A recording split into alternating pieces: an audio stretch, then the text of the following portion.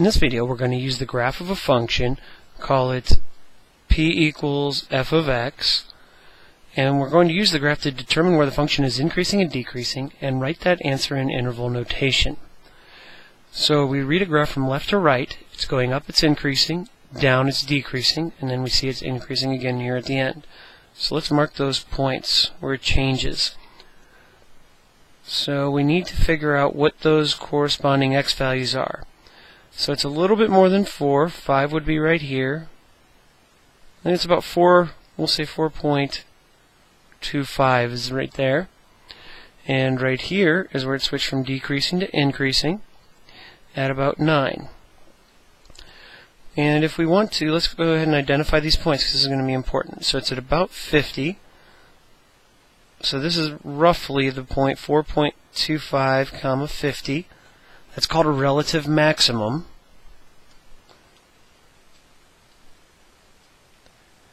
Because it's where a function goes from increasing to decreasing.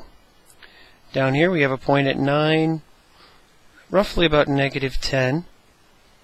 This is called a relative minimum because it's where the function went from decreasing to increasing. Now, when we do intervals of increasing and decreasing, we write them in interval notation, but we only include the inputs, so the x values. So it's increasing, well, it looks like it's increasing all the way up to this 4.25, so we're going to bring it in from negative infinity to 4.25. If we were in a context where negative numbers didn't make sense, we might say 0 to 4.25.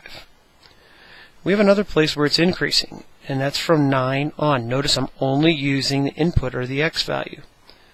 I'm not saying what it's increasing to or where it's increasing from, just where it's increasing.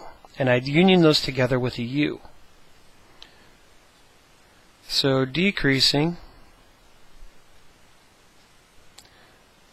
well, it's right in between there, 4.25 to 9. Notice we don't include the 4.25 or the 9 because that's where it changed from increasing to decreasing or decreasing to increasing. Those were our relative extrema.